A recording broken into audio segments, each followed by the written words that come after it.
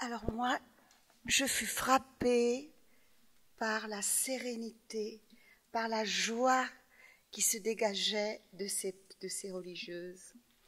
Et moi, je ne suis pas religieuse, mais je me suis reconnue en elles, parce que moi, je sais que quand j'avais mes élèves, j'essayais, je ne parlais pas de Dieu, bien sûr, parce que je n'ai pas le droit, mais je sais que dans ma classe, je faisais en sorte qu'il y ait de l'amour dans ma classe.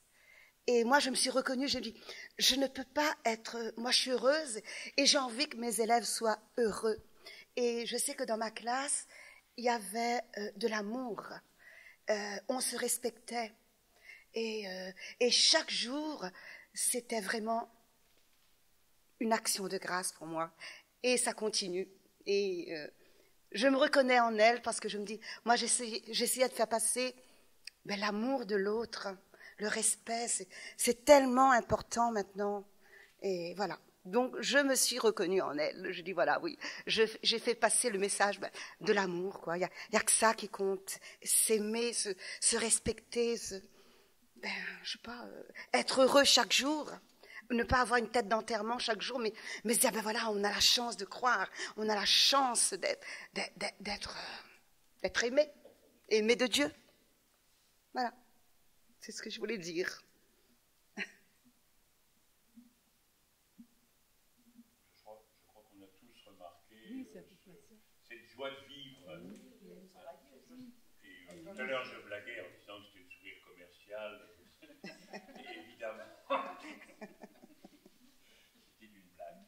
Mais il n'y a rien de plus triste, enfin de moins accrocheur que des religieux ou des religieuses qui font une tête d'enterrement, on se demande s'ils ne se font pas suer et s'ils ne font pas suer les autres. Alors là, c'est au contraire la joie qui... D'ailleurs, c'est ce que le pape François demande à tous les religieux et religieuses, là, dans sa lettre, justement, dans son document, que les religieux et les religieuses donnent le témoignage de la joie, que c'est à eux et à elles de rayonner la joie pour que les autres soient heureux et pour que les autres aient cette même joie. Je crois qu'une religieuse ou un religieux qui n'est pas joyeux, qui n'est pas heureux dans sa vie, c'est qu'il n'est pas à sa place. Alors, dans votre congrégation, vous avez un noviciat, vous avez les vœux, comment on dit avant, perpétuels, les vœux... Temporaires. Oui, vous avez plusieurs étapes dans la démarche. Ah oui, on a un noviciat. Dans le noviciat, il y a déjà une étape. Il y a le postulat. Le postulat, oui, certainement. Il y a le postulat et il y a, même avant le postulat, disons qu'une jeune qui a le désir de rentrer, elle vient, je ne sais pas comment on les appelle trop chez nous, un pré-postulat, si vous voulez, quoi. Voilà, oui, on ne les appelle pas comme ça, mais c'est ça que ça veut dire, quoi. Elles viennent vivre un petit peu avec nous, même dans nos différentes maisons, pour voir un petit peu comment nous vivons. Et puis après, si elle est vraiment décidée, elle demande à rentrer au postulat. Alors le postulat, moi à mon époque, ça durait 6 mois. Maintenant, le postulat, ça a été 1 an et maintenant c'est 1 an et demi, quoi. Parce que les jeunes maintenant ont plus besoin de temps de réflexion qu'autrefois. Et puis, oui, c'est vrai. C'est vrai que maintenant les jeunes, elles font pas mal d'études avant, donc ça retarde déjà leur désir de rentrer. Et quand elles commencent des études, on leur dit quand même c'est bien de finir, hein, parce que si elles arrêtent au milieu d'études, il vaut mieux qu'elles aillent au bout pour avoir leur diplôme. Hein, ça c'est évident, donc ça retarde.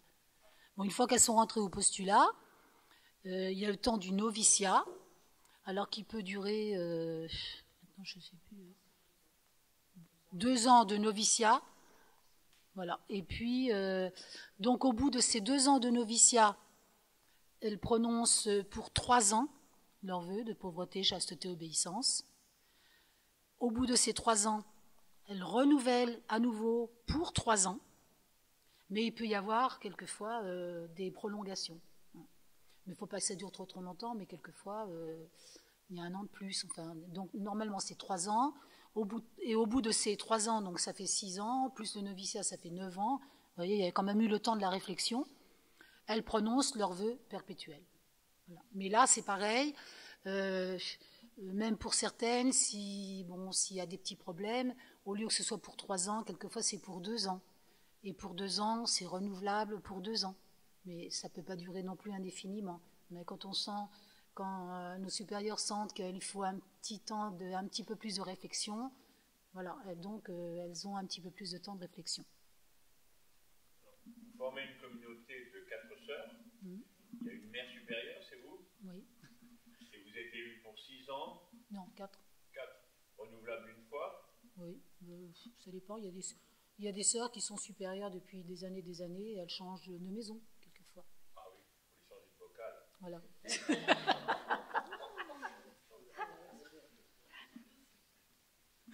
Vous avez vu dans la cassette, là, il y a Mère Marie-Suzanne. Vous avez vu Mère Marie-Suzanne? Oui. Mère Marie-Suzanne, elle s'occupait des novices, là, dans la cassette, donc il y a 20 ans. Depuis, je crois qu'elle a toujours été supérieure d'une maison ou au conseil. Et là, actuellement, elle est supérieure à Signy-le-Petit, dans les Ardennes. Combien il y a de sœurs à Signy? 4. En général, dans nos petites maisons, on est 4. Oui, c'est très bien. Mais pour le tarot, c'est moins pratique parce qu'il faut être 5. Pour le tarot? Ah non, 4.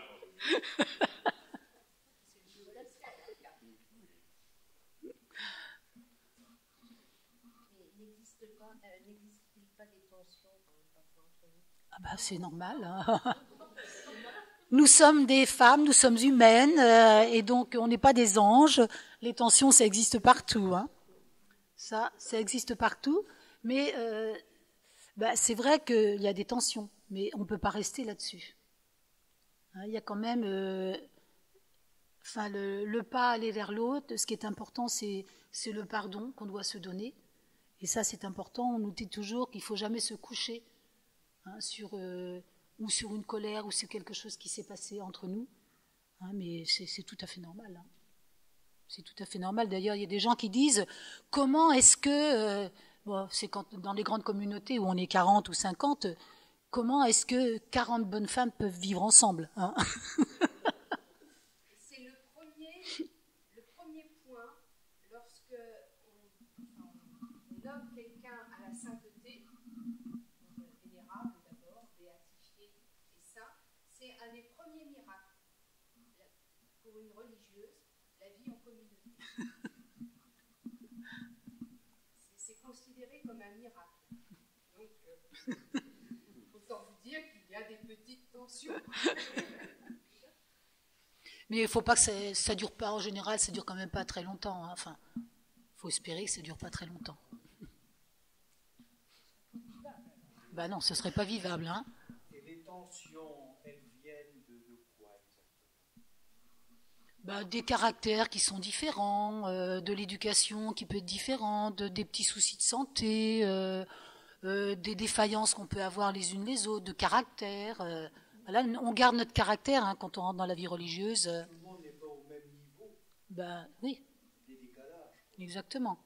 Voilà, on n'a pas la même éducation, il y a la différence d'âge. Tout ça, quelquefois, ça crée des tensions, c'est tout à fait normal. Du milieu social. Oui. Et l'obéissance est de règle. L'obéissance. Oui. Est-ce qu'il y a des sœurs qui refusent d'obéir? Ça peut arriver. Mais ça dépend ce qui est demandé. Hein. Quand c'est des petits détails, la supérieure, elle peut dire, je me suis trompée, d'accord, faites comme vous pensez. Mais si c'est pour des choses plus sérieuses, si on lui demande de faire quelque chose, on dit, désolé, vous faites ça, puis c'est tout. Hein. Mais il y a moyen de discuter. Mais à partir du moment, on invoque quand même pas souvent le vœu d'obéissance. Voilà, il faut que ce soit dans des choses très graves. Mais là, à partir du moment où on va demander à une sœur, au nom de l'obéissance, je vous demande ça, il faut que la sœur, elle obéisse, mais il faut que ce soit dans des choses vraiment graves.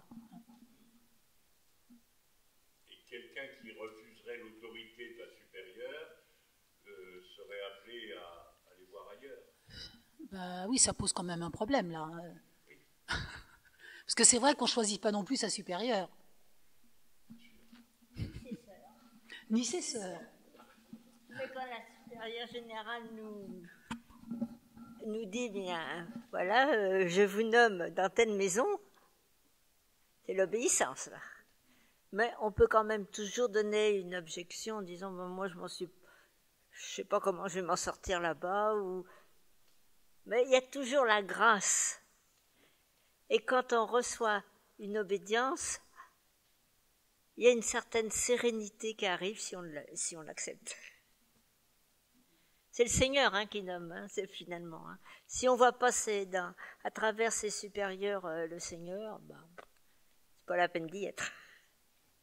Et vous recrutez des jeunes sœurs, on a vu qu'il n'était pas d'âge canonique encore. Ah si, elles ont toutes l'âge canonique. Il n'était pas d'âge canonique, c'est-à-dire qu'il était encore jeune.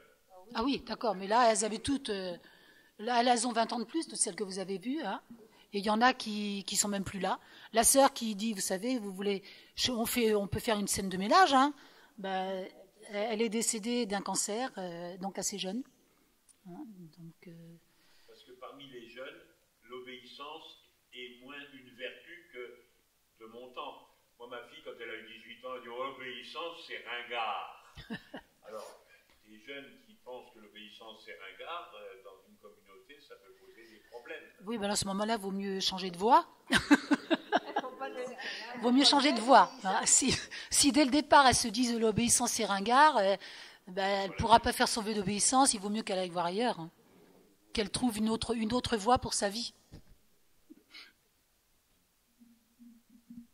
Au sein de votre communauté, vous avez chacune votre rôle. C'est bien. Oui, vous êtes 4, alors vous avez chacune un rôle bien défini ou vous faites un peu toutes la même chose? On a... Merci. Oui, nous sommes un peu polyvalentes dans les petites maisons, enfin dans les petites communautés là où on est 4, mais c'est vrai qu'on a chacune un petit peu notre rôle, enfin notre spécialité, et puis au niveau des œuvres, enfin le catéchisme, patronage, le mouvement eucharistique des jeunes, l'aumônerie, j'en oublie peut-être, l'éclair, enfin bon, c'est vrai que chacune a un peu, je dirais, voilà, suivant les compétences de chacune remplit une mission plus particulière, puisque nous sommes vraiment délégués auprès de la paroisse dans la mission au niveau des jeunes. Maintenant, dans la maison, chacune, on s'entraide. Quand l'une ne peut pas faire ce qu'elle doit faire, enfin bon, l'autre le fait. Je crois là, de ce côté-là, il y a quand même une entraide qui est très fraternelle. Pour les tâches ménagères, vous avez un roulement? Pour certaines choses. On sait plutôt partager la maison. Vous voyez, il y a une sœur qui fait plutôt le bas, une sœur qui fait le premier, voilà, une sœur qui fait la lingerie. Et la cuisine? La cuisine, moi, si par exemple vous me demandez de faire la cuisine, les pauvres sœurs, elles mangeraient pas beaucoup. Donc la cuisinière, c'est plutôt sa Marie Vincent qui est absente, qui est aidée au moins 2 fois par semaine par sœur Yves-Marie. Mais c'est sûr que moi, je suis nulle en cuisine. Bon. Je peux faire d'autres choses, bon, maintenant il est trop tard. Alors, je peux faire cuire des pâtes. Vous donnez une tranche de jambon, ça peut aller.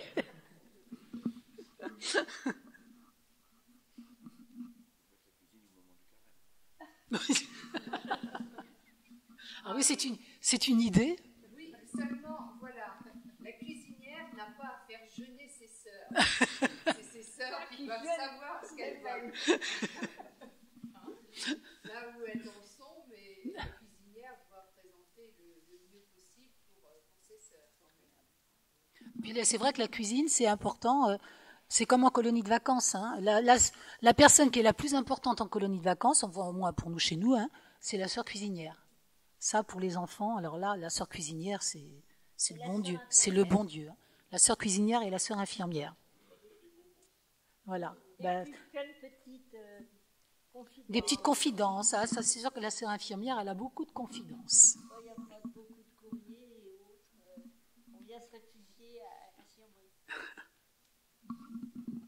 question.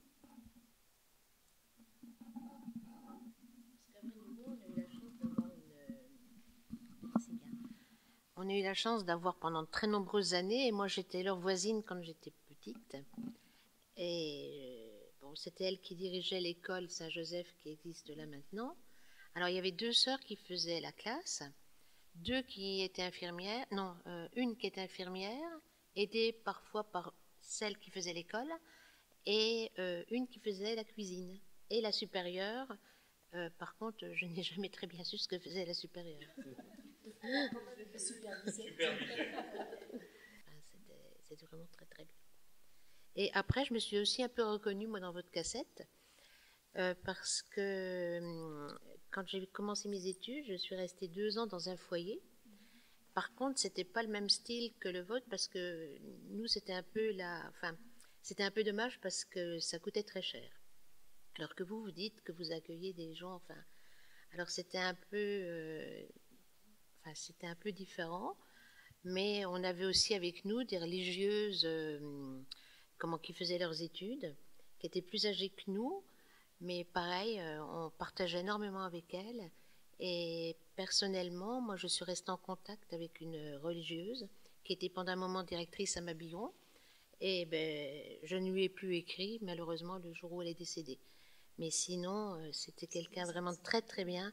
C'était les Sœurs de Sainte-Chrétienne. Oui. Oui. Et le foyer dont je vous parle, c'était les Sœurs de la Doctrine chrétienne. C'était à Nancy. Ah oui. Et ce foyer existe encore, mais maintenant... Ils ont des maisons en Espagne.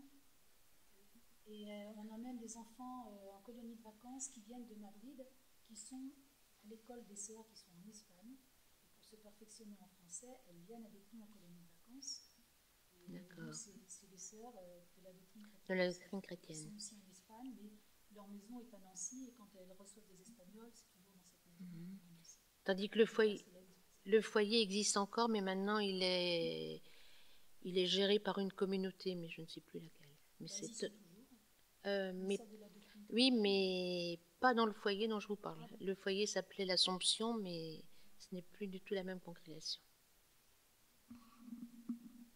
Quand j'étais aumônier émérite, n'est-ce pas, à l'hôpital, j'ai rencontré des gens qui vous ont rencontré, mais par exemple sur le marché, ici à Sedan, et qui ont un bon souvenir de vous 4, quoi. Ah oui, vous étiez abordable, vous étiez... Et puis on aimait vous... Quelquefois, elle vous gâtait un petit peu en légumes, des choses comme ça, mais elles étaient contentes de vous faire plaisir.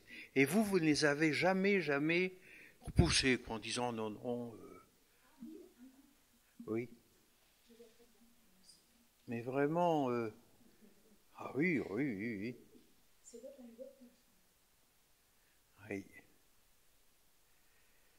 Et puis alors, est-ce que de temps en temps, il y a des laïcs, jeunes ou moins jeunes, qui viennent à la chapelle adorer un peu le Saint-Sacrement? Ah, ça nous touche. Il y a quelques personnes, oui. Ah oui. Depuis le début de l'année, là, il y a quelques personnes qui viennent plus régulièrement. Oui, bien moi, ça fait partie de mon parcours de foi et j'avais ce besoin de venir adorer. Je remercie les sœurs de m'avoir accueillie toujours. Bon, maintenant, je viens moins souvent parce que ça dépend de mon emploi du temps, mais j'aimais bien cette intimité et la communion. Enfin, prier avec les sœurs, je trouvais qu'il y avait quelque chose qui se passait, une communion de prière, mais bon, je sais pas. Et j'aimais bien, oui. Ça m'a bien aidée. Oui. Mais moi, je suis admirative, ces sœurs qui prient, comme on le voit dans le film, c'est ressentir la présence de de Dieu en permanence dans sa vie. Et moi-même, j'ai du mal, quoi. Je veux dire, bon, donc je suis vraiment admirative. Ces religieuses qui ont, bon, les prêtres aussi, hein, qui sont là avec dans leur cœur, dans tout le moindre moment, sont avec Jésus. Pense. Alors c'est quand même pas tout le temps. Il y a des moments, vous savez, c'est difficile. Hein, il faut, je crois que c'est important que, et c'est Saint Marie Bernard qui disait que la fidélité est importante. Oui. Et je crois que notre prière n'a de valeur dans le sens où il y a une fidélité. Peut-être que ce temps de prière sera un bout de bois, hein, on sera un bout de bois là, et puis point final. Mais on est là. Et je crois que ça passe par la fidélité de pouvoir se retrouver près du Seigneur en se disant « Tu es là, je crois que tu es là », mais au fond de nous-mêmes, peut-être qu'on est un petit peu dans le doute, dans la difficulté, mais par cette fidélité, le Seigneur se rend présent. Par la présence aussi, moi je crois qu'il est là, et j'y crois fortement, mais je pense que oui, la fidélité, la persévérance dans ces moments de prière, même si on n'a pas envie d'y aller, même si on doute d'y être. Et je crois que c'est dans ces temps-là que le Seigneur nous réserve le meilleur et sera peut-être plus fort pour nous après. Mais ça, nous ne pouvons pas le mesurer au moment présent. Hein. Mais cette persévérance est très importante. Dans les moments de régularité, parce que nous avons des moments bien réguliers, bien définis de temps de prière, et ces temps, il y a des moments où on aurait peut-être envie de les sauter. Mais par cette persévérance de ces moments où on aurait peut-être envie de sauter, eh bien le Seigneur nous réserve un cadeau. Il est cadeau. Hein, voilà. Et puis il nous réserve des sœurs. Merci. Ben oui, sentir qu'on n'est pas tout seul pour prier. Oui. Ah, c'est vrai que ça c'est très important. On a la prière de l'Église.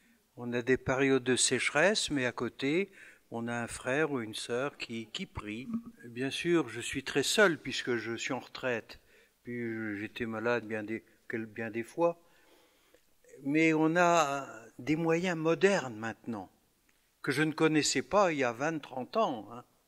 Par exemple, RCF, la radio chrétienne. Eh ben, je vous assure que c'est drôlement précieux. Moi, tous les jours, grâce à RCF, je dis mon chapelet. Et je suis heureux de prier avec d'autres. Alors, où je le prie vraiment de manière un peu contemplative, dans le silence, pas dans le silence, j'écoute la radio, mais aussi devant la télévision. Alors là, on voit des visages. Et les visages, ça aide à entrer dans le mystère de l'autre et à les porter. Ça aide bien. Ou on a aussi, moi, de temps en temps, j'ai le bonheur de voir Cathéo.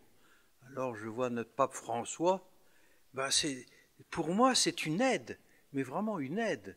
Quand on le voit avec lequel il s'adresse aux petits-enfants, et il les embrasse, il les porte, la manière dont il s'adresse aux adultes, c'est l'évangile vécu. Moi ça m'aide ça. Enfin c'est personnel, hein, du fait de mon état.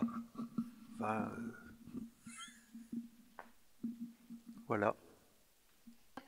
Normalement, on est tenu, chaque sœur, à faire 1 heure d'adoration dans la journée. Voilà, donc, une demi-heure le matin, une demi-heure l'après-midi. Voilà. Et puis, donc après le déjeuner, le midi, on dit l'heure médiane, l'heure de la journée. Et puis le soir, les vêpres. Et on termine par les complis. Ah oui, on a la messe, bien sûr. Non, mais je pensais à la prière qu'on avait à la chapelle, quoi. L'office de lecture, mais qu'on dit tout bas. On le dit tout bas, mais pendant notre temps d'adoration, le matin. Sauf le dimanche où on le dit tout haut. Voilà, donc c'est un petit peu moins que les monastères, mais ça fait quand même 4 fois dans la journée. Plus l'adoration. C'est la prière qui soutient votre action. Tout à fait. Notre père fondateur disait, c'est le même esprit qui vous tient à genoux à la chapelle et dehors auprès des enfants. C'est toujours là.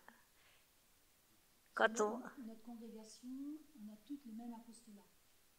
La même chose, notre apostolat, c'est auprès des enfants et des jeunes dans les paroisses. Les catéchismes, l'aumônerie, les patronages, les colonies de vacances. C'est l'unité de la congrégation, c'est tout le même apostolat. Ce qui nous permet des échanges. On prépare les colonies de vacances ensemble. On fait une session pour préparer les colonies de vacances ensemble. Et puis on peut de temps en temps se donner des petites idées. Enfin voilà, parce qu'on se connaît toutes. On n'est pas très nombreuses dans la congrégation. Donc, dans un sens, c'est une chance et une grâce parce qu'on se connaît toutes.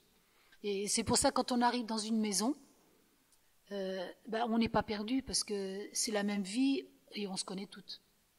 On connaît toutes les sœurs. Donc, il n'y a que l'extérieur qui change, quoi. L'apostolat est le même et puis notre vie religieuse est la même.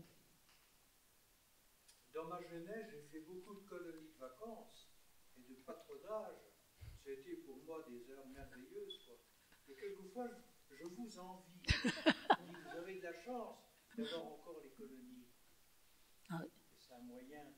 Mais il faut se mettre à niveau, attention. Ah ben, nous, on y a toujours été, comme on suit toujours, donc on suit de près les niveaux. On ne va pas distraire les enfants comme il y a 30 ans. Ah bah tout à fait, ah bah oui, ça. Ouais.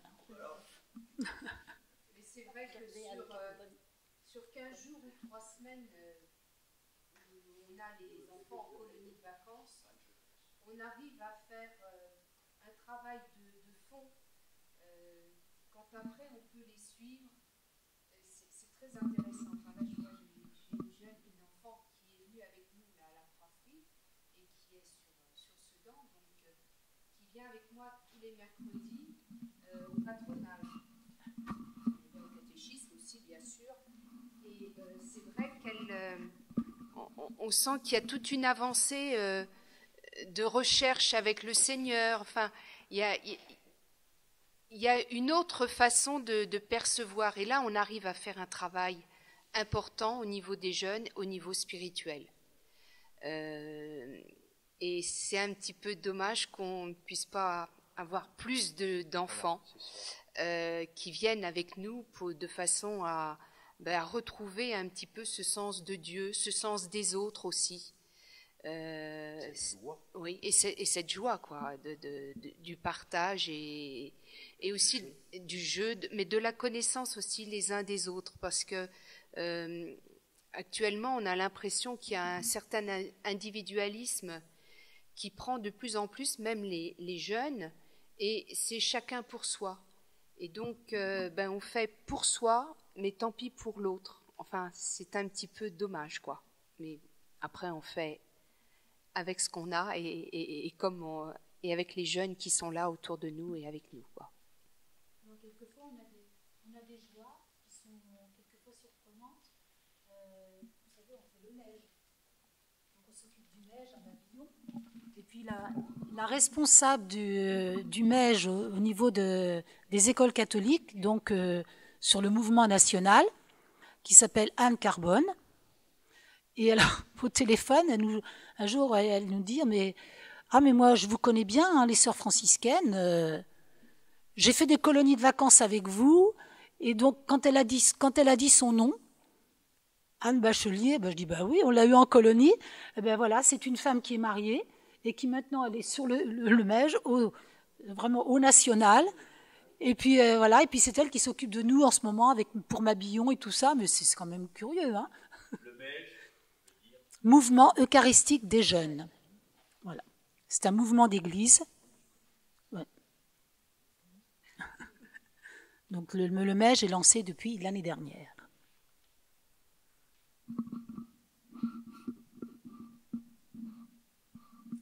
Alors on peut peut-être aussi dire que nous avons commencé à ouvrir depuis 2-3 ans.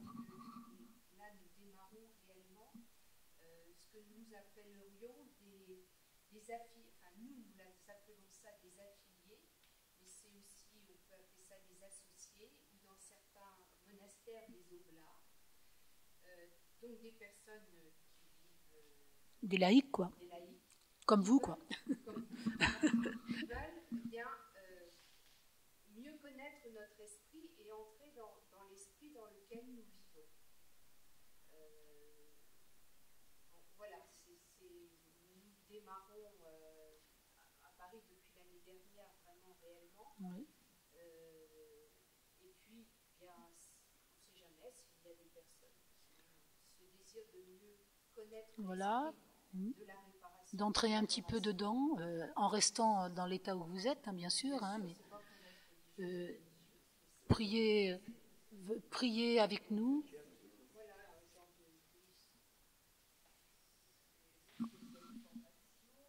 Bah, pour l'instant, on n'a encore rien fait, mais on pourrait, s'il y a quelques personnes qui veulent venir pour former un petit groupe, donc on pourrait avoir de temps en temps une réunion où on approfondirait un petit peu pour vous le sens, qu'est-ce que ça veut dire la réparation, enfin notre charisme, quoi, hein, notre adoration, et puis à votre manière à vous, pouvoir le vivre là où vous êtes, là où vous en êtes, mais partager un petit peu les temps de prière avec nous, l'adoration avec nous. Voilà, pour l'instant, on n'a encore rien démarré, mais voilà, s'il y en a un qui aimerait bien justement se rapprocher de notre charisme, de notre congrégation, voilà, vous êtes accueillis, et puis on verrait à partir de là ce qu'on peut faire avec vous et comment on peut organiser de temps en temps une rencontre. Voilà.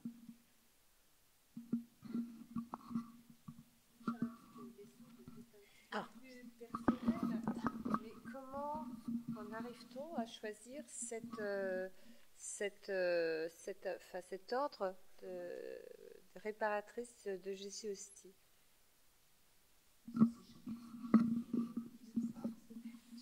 C'est personnel. Moi, personnellement, c'est un jour une sœur qui m'a posé la question. Est-ce que vous avez déjà pensé à la vie religieuse? Je n'y avais absolument pas pensé du tout. Moi, c'était pas du tout ça que je voulais faire. Je voulais être prof de gym. Il n'y avait que ça qui m'intéressait. Et puis, à partir de là, ça fait du chemin dans la tête. Et puis, je me suis dit, après tout, est-ce que le Seigneur, c'est ça qui... Donc, vraiment, j'ai prié très fort. Et puis, je me revois encore un jour dans une église pendant le carême, là où j'étais. Et je me suis dit, je ne sortirai pas de cette église avant d'avoir eu une réponse. Je ne sais pas combien de temps je suis restée dans l'église pour avoir cette réponse. Et je suis ressortie en ayant eu cette réponse en disant, eh bien oui, d'accord.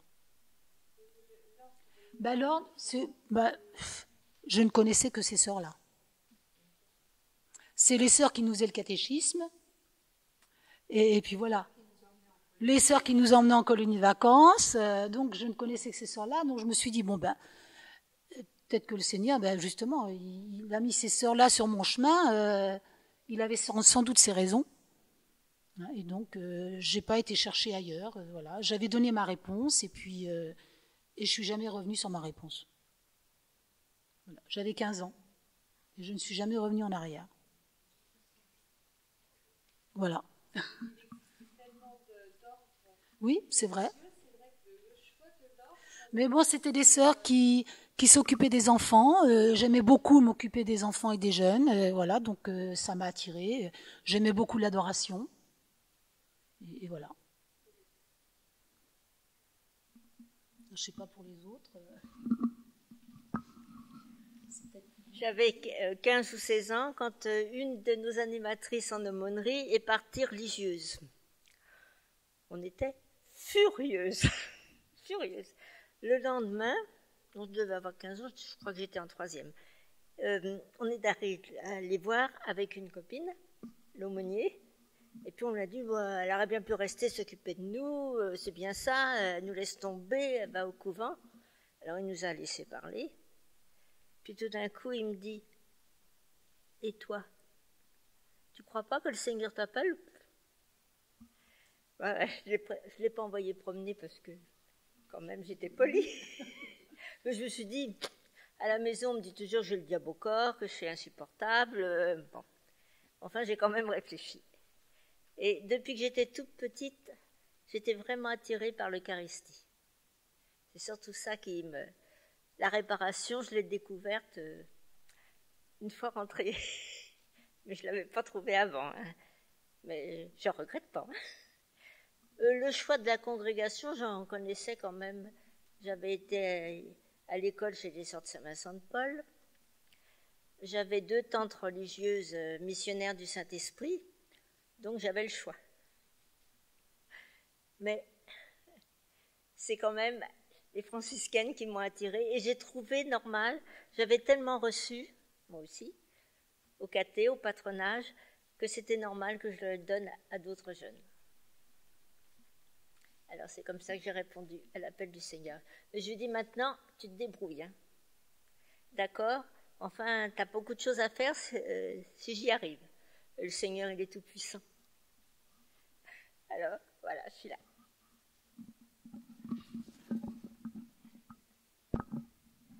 Eh bien, moi, le Seigneur, il m'a eu au tournant le jour de ma profession de foi.